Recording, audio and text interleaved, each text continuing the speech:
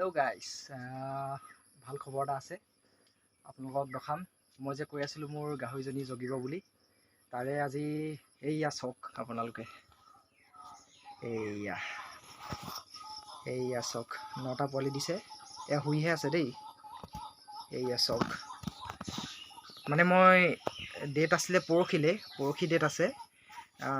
মই আজি ৰাতিপুৱা আহিছিলোঁ ৰুমবোৰ চফা কৰি দিম বুলি।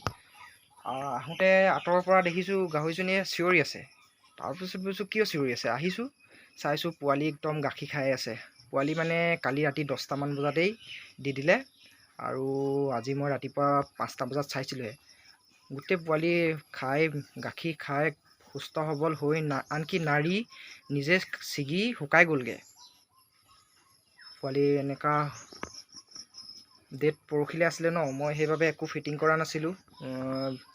শ্বৰ্ট ভিডিঅ'টোত দেখুওৱা গৈছে।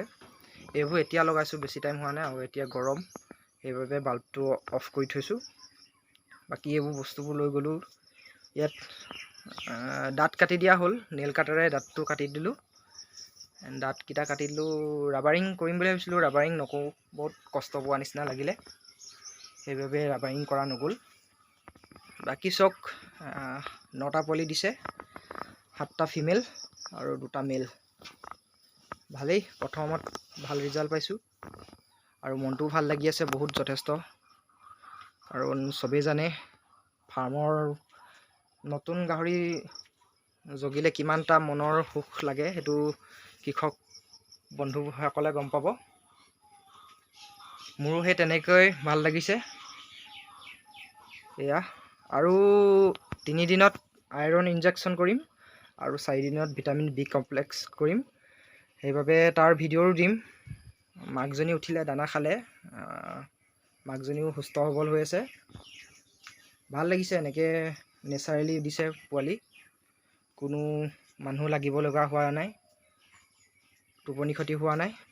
ধুনীয়াকৈ শুই উঠি আহি পাইছোঁহি, পোৱালি জগি আছে। ৰাতি 10টামান বজাতে জগিলে চাগে, মই 6টামান বজাত চাইছিলোঁ ৰাতি, তেতিয়া দিয়া নাছিল। এয়া এতিয়া পোৱালিবোৰক একো নিদিওঁ খাবলৈ, এতিয়া নাখায়ো।